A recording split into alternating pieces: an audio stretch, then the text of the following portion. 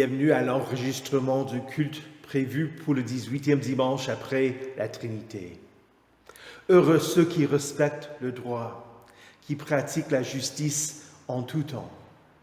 Heureux l'homme qui ne suit pas le conseil des méchants, qui ne s'arrête pas sur la voie des pécheurs et ne s'assied pas en compagnie des moqueurs, mais qui trouve son plaisir dans la loi de l'Éternel et la médite jour et nuit.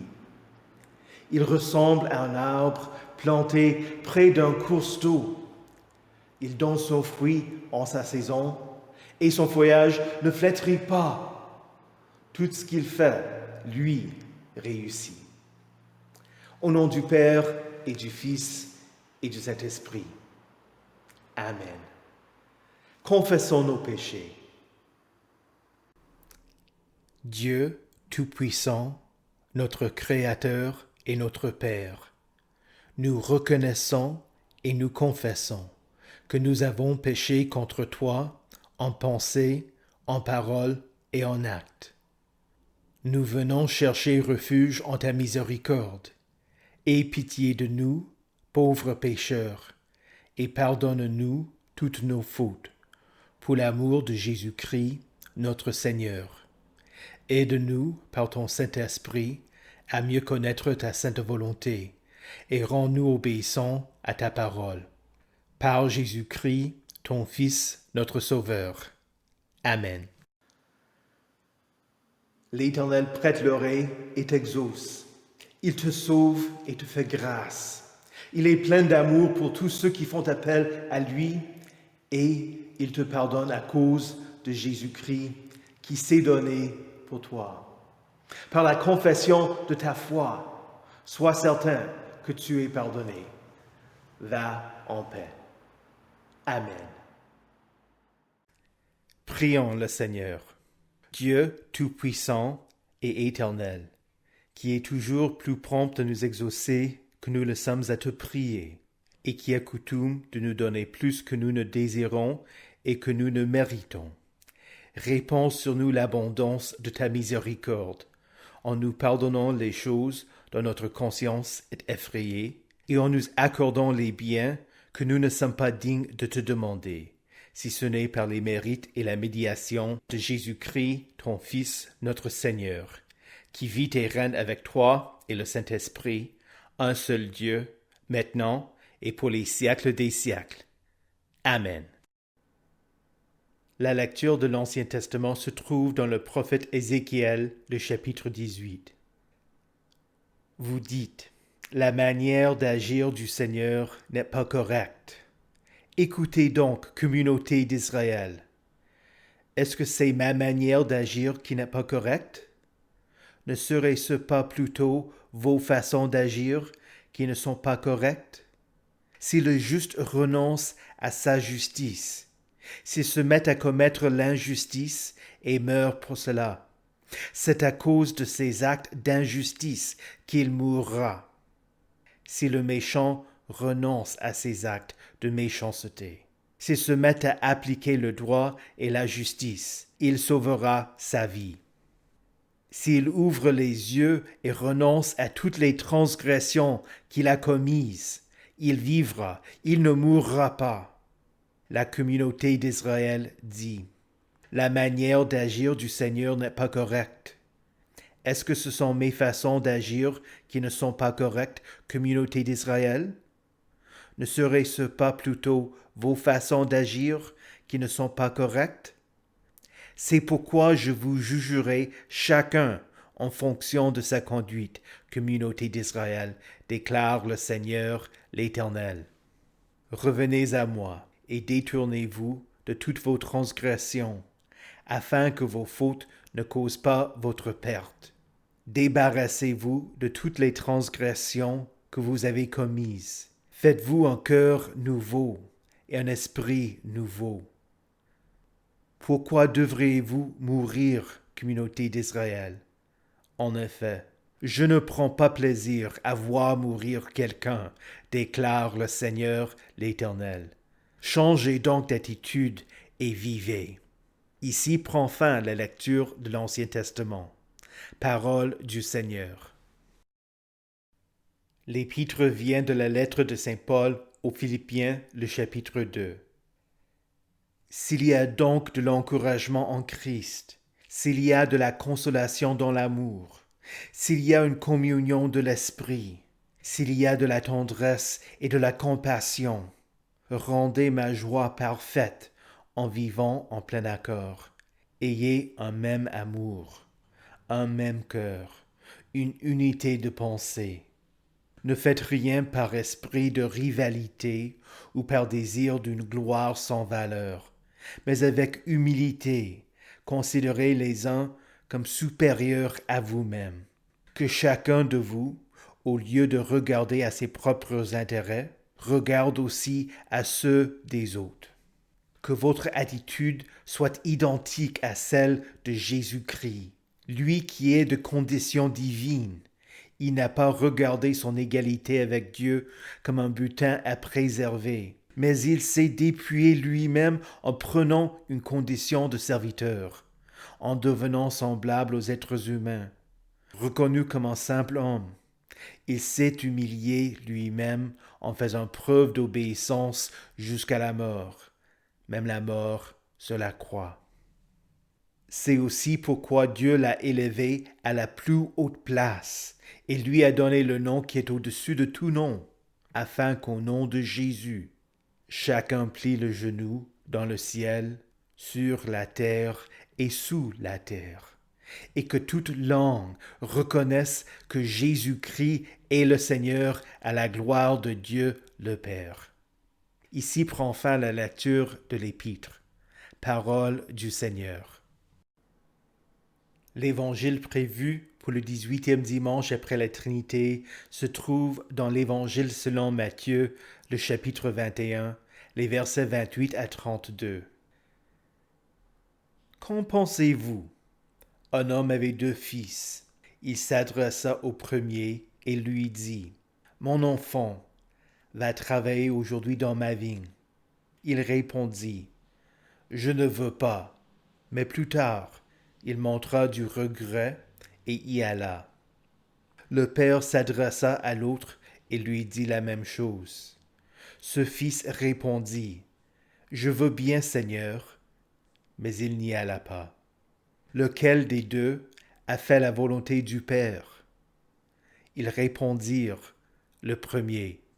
Et Jésus leur dit, « Je vous le dis en vérité, les collecteurs d'impôts et les prostituées vous précéderont dans le royaume de Dieu, car Jean est venu à vous dans la voie de la justice, et vous n'avez pas cru en lui. En revanche, les collecteurs d'impôts et les prostituées ont cru en lui, et vous, qui avez vu cela, vous n'avez pas ensuite montré de regret pour croire en lui. » Ici prend fin la lecture de l'Évangile. Acclamons la parole de Dieu. Louange à toi, Seigneur Jésus. Confessons notre foi. Je crois en Dieu, le Père Tout-Puissant, Créateur du ciel et de la terre. Je crois en Jésus-Christ, son Fils unique, notre Seigneur, qui a été conçu du Saint-Esprit et qui est né de la Vierge Marie.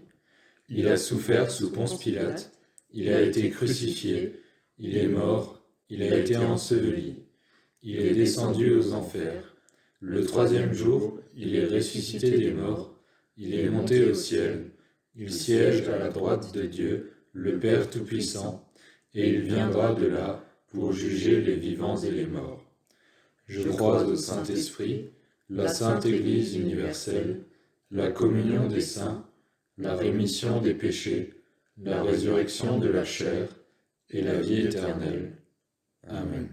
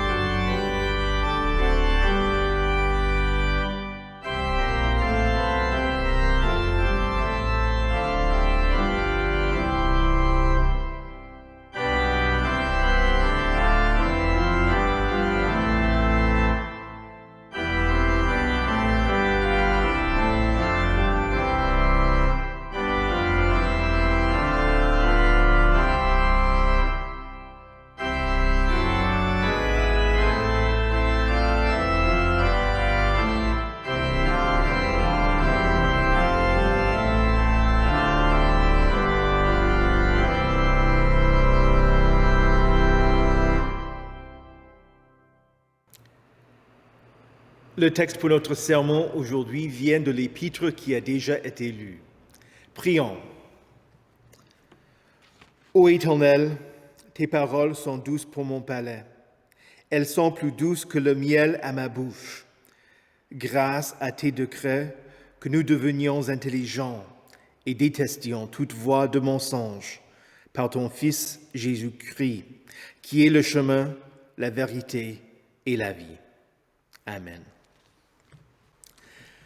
Saint de Dieu, précieux et bien-aimés, que la grâce et la paix vous soient données, de la part de Dieu notre Père et du Seigneur Jésus-Christ. Amen. Il y a 500 ans, Luther écrivit le traité de la liberté chrétienne. Il proposa 2 thèses paradoxales. Le chrétien est un homme libre, maître de toutes choses et n'est soumis à personne. Le chrétien est un serviteur plein d'obéissance. Il se soumet à tous.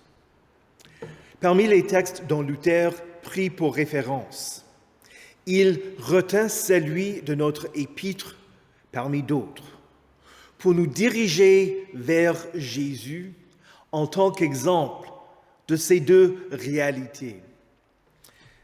Jésus était un homme libre, sans péché. Il ne devait rien à personne. Il était celui devant qui tout humain pliera le genou et reconnaîtra qu'il est le Seigneur. Mais le Seigneur se soumit à tous, d'abord à son Père, mais aussi aux gens qu'il rencontra. Il prit le rôle d'un esclave, comme s'il ne pouvait que leur rendre service. Jésus s'humilia pour réaliser notre salut. Le Fils éternel du Père, vrai Dieu, égal au Père selon la divinité, est devenu homme, inférieur au Père selon l'humanité. Ce que Dieu voulait que nous soyons, Jésus l'est. Un homme sans péché, un homme qui aime Dieu de tout son cœur, qui se conforme à sa volonté, qui aime son prochain d'un amour parfait. Jésus s'est dépouillé lui-même en prenant une condition de serviteur, en devenant semblable aux hommes. En tant qu'homme, Jésus obéit au commandement de plein gré. Quand tenté, il ne se prosterna pas devant Satan. Il pria, aima la parole, assista à la synagogue et se rendit à Jérusalem pour les fêtes religieuses.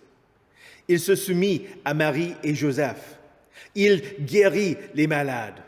Il était chaste et ne se livra pas à la passion du désir. Il travailla honnêtement de ses propres mains. Il ne porta pas de faux témoignages quand le grand prêtre l'eut accusé de blasphème. Et 9:10, il ne convoita pas ce qui était aux autres. Mais il dit à un scribe, les renards ont des tanières et les oiseaux du ciel ont des nids. Mais le Fils de l'homme n'a pas un endroit où il puisse reposer sa tête. Enfin, selon la volonté de son Père, la grandeur de Christ a été manifestée par sa mort. Il s'est humilié lui-même en faisant preuve d'obéissance jusqu'à la mort, même la mort sur la croix. Mourir pour les péchés du monde était la volonté de Jésus, parce que c'était la volonté du Père. Il ne le fit pas par obligation, mais en raison de son grand amour pour toi, un pécheur. Par son obéissance, Jésus mérite d'être élevé à la plus haute place. Il est monté au ciel et siège à la droite du Père. Il règne sur toute la création, le roi des rois et le seigneur des seigneurs. et il reviendra plein de gloire pour juger les vivants et les morts. La grandeur de Christ a été manifestée dans son corps par sa vie et par sa mort. La grandeur de Christ est manifestée dans ton corps, par ta vie et par ta mort. Le chrétien est un homme libre, maître de toutes choses, il n'est soumis à personne. Le chrétien est un serviteur plein d'obéissance. Il se soumet à tous. Dans son livre « Le serf arbitre », Luther dit que l'homme pécheur n'a pas de libre arbitre et que l'homme est esclave du péché. Mais le chrétien régénéré a été libéré de l'esclavage du péché. Paul dit que votre attitude soit identique à celle de Jésus-Christ. Comment? Parce qu'il te change, il te convertit, il t'éclaire, il te donne son Saint-Esprit pour te sanctifier, pour faire de toi une personne sainte et mise à part. Il te donne un nouveau cœur. Tu es une nouvelle créature. Les choses anciennes sont passées. Voici, toutes choses sont devenues nouvelles. C'est ainsi que la grandeur de Christ est manifestée dans ton corps, par ta vie et par ta mort. En tant que chrétien, tu es parfaitement libre. Il n'y a rien à faire pour mériter le salut. Il n'y a rien que tu puisses faire pour que Dieu t'aime davantage. Tu es libre. Tu n'es soumise à personne. Ne fais rien par obligation. Combien de pasteurs, de prêtres, de moines et de religieuses ont fait des vœux dans l'espoir de pouvoir être acceptés par Dieu ou de le pousser à intervenir dans une situation difficile. N'essaie pas de négocier avec Dieu. « Oh Dieu, si tu guéris mon fils, je te servirai, je te serai fidèle. » Non. Bien sûr, pour les jeunes, je vous encourage à penser à la possibilité de devenir pasteur. Mais ce n'est pas la seule manière de pouvoir servir l'Éternel. Tu es libre. Quoi que tu fasses, sois au service de l'Éternel et des autres. Tu veux être peintre, écrivain, enseignant, ingénieur, créateur de sites Internet, cheminot, carreleur, électricien ou camionneur? Tu es libre. Tu veux te marier ou tu préfères être célibataire? Tu es libre. Tu choisis de manger des tartes flambées, des hamburgers et des kebabs. Ou tu préfères la nourriture faite maison. Ou tu es végétarien. Tu es libre. Tu es maître de toutes choses. Le fait que Jésus ait tout payé pour tes péchés te libère. Le chrétien est un homme libre, maître de toutes choses. Il n'est soumis à personne. Mais, en tant que chrétien, il faut se demander, qu'est-ce que tu veux faire? Le vieil homme ne veut que commettre des péchés pour son service. Mais en tant qu'une nouvelle créature, une créature de Jésus, qu'est-ce que tu veux faire? Ta nouvelle volonté n'est pas égoïste. Sois au service de tes parents, de tes enfants, de tes voisins, de la communauté, de tes concitoyens, de ton employeur, de ton Église. Et avant tout, sers ton Dieu qui t'a racheté au prix de son sang. Comme le dit Luther, le chrétien est un serviteur plein d'obéissance. Il se soumet à tous. Voilà ce que veut faire le nouvel homme. Le nouvel homme ne rejette pas la loi de Dieu, il l'aime. Il ne désire pas commettre de péché. Il se soumet à la loi de Dieu. Parce que la loi est devenue sa volonté. De la même manière que Christ se soumettait au Père. Et aussi, le nouvel homme se soumet aux autres et se sacrifie, même allant jusqu'à offrir sa vie pour servir les autres, comme le fit notre Seigneur. Ayant la certitude que Christ est ressuscité et qu'il te ressuscitera au dernier jour, le chrétien peut même donner sa vie pour rendre service aux autres. Comme l'écrit Saint Paul, la grandeur de Christ sera manifestée avec une pleine assurance dans mon corps, soit par ma vie, soit par ma mort. Et encore, dans les versets qui suivent notre texte, il écrit « Et même si mon sang doit couler pour le sacrifice et le service de votre foi, j'en suis heureux et je me réjouis avec vous tous. » La liberté chrétienne te permet de vivre sans crainte, même sans la crainte de la mort. Certains ont peur de confesser leur foi par crainte de se tromper ou que la personne les rejette. D'autres ont peur de tenter certaines choses par crainte d'échouer. Certains jeunes craignent de se marier parce qu'ils ne savent pas s'ils pourront vivre selon les vœux lors de la bénédiction. Écoute, tu commettras des péchés, quoi que tu fasses.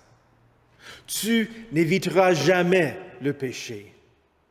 Où que tu en sois dans la vie, tu as la promesse, la certitude que Jésus a tout payé. Ce n'est pas un esprit de timidité que Dieu nous a donné, mais un esprit de force, d'amour et de sagesse. Cher saint, consacre-toi à vivre pour Christ, celui qui s'est donné pour te libérer. Ne fais rien par esprit de rivalité ou par désir d'une gloire sans valeur, mais avec humilité. Considère les autres comme étant supérieurs à toi-même. Au lieu de regarder à tes propres intérêts, regarde aussi à ceux des autres. Tu es une personne libre. Tu es maître de toutes choses et tu n'es soumise à personne. Étant un serviteur plein d'obéissance, soumets-toi à tous. Au nom de Jésus. Amen. Prions le Seigneur. Éternel, toutes tes œuvres te louent. C'est à toi qu'appartient la gloire, les anges et toute l'armée des cieux, les patriarches, les prophètes, les apôtres, les martyrs et tous les saints glorifiés célèbrent ta grandeur. Et nous te supplions de purifier nos cœurs et nos lèvres pour que nous puissions t'adorer et te bénir dans la communion de tous tes rachetés. Seigneur, qui nous a permis d'entendre les appels de ta parole, fais-nous la grâce de les retenir dans des cœurs humbles et droits, afin qu'instruits par ta voix et renonçant à l'erreur et au péché, nous nous consacrions à toi sans réserve pour te servir fidèlement et pour t'appartenir à jamais. Répands sur ton Église, ô Dieu Tout-Puissant, ton esprit qui crée, qui éclaire et qui donne la vie, et fais que tous ceux qui confessent ton nom, grandissant dans une même foi et dans un même amour, s'unissent toujours plus étroitement à Jésus-Christ, leur Sauveur et leur Roi. Bénis tous les peuples et tous ceux qui les gouvernent. Garde et protège notre patrie. Donne à ceux qui nous gouvernent de remplir avec fidélité la tâche qui leur est confiée. Fais régner parmi nous la justice qui élève les nations. Père de miséricorde, qui n'afflige pas volontiers les enfants des hommes, nous recommandons à tes compassions les pauvres, les opprimés, les malades, les mourants, et tous ceux qui sont dans la détresse et dans l'angoisse. Délivre-les de leurs maux, si telle est ta volonté, et si tu trouves bon de prolonger leur souffrance, fais-leur comprendre que c'est par un effet de ton amour que tu les éprouves, afin que, souffrant avec patience et renonçant à leurs péchés, ils obtiennent le salut que tu as promis à ceux qui te seront fidèles. Délivre des liens de l'erreur et de l'incrédulité tous ceux qui nous sont chers, et introduis-les dans ta communion et dans le peuple de tes rachetés. Seigneur, Dieu Tout-Puissant, qui nous a fait la grâce d'écouter cette prière et qui a promis que là où 2 ou 3 sont assemblés au nom de Jésus et s'accordent pour te demander quelque chose, tu exauces leurs requêtes, écoute les demandes de tes serviteurs et de tes servantes, et exauce-les de la manière que tu jugeras utile pour eux. Accorde-nous dans ce monde la connaissance de ta vérité et dans le siècle à venir la vie éternelle, par Jésus-Christ notre Seigneur, qui nous a enseigné à prier. Notre Père, qui es aux cieux, que ton nom soit sanctifié, que ton règne vienne, que ta volonté soit faite sur la terre comme au ciel. Donne-nous aujourd'hui notre pain de ce jour. Pardonne-nous nos offenses, comme nous pardonnons aussi à ceux qui nous ont offensés. Et ne nous laisse pas entrer en tentation, mais délivre-nous du mal. Car c'est à toi qu'appartiennent le règne, la puissance et la gloire, au siècle des siècles. Amen. Recevez la bénédiction de l'Éternel. Que le Seigneur vous bénisse et vous garde. Que le Seigneur fasse luire sa face sur vous et qu'il vous accorde sa grâce. Que le Seigneur tourne son visage vers vous et qu'il vous donne sa paix. Amen.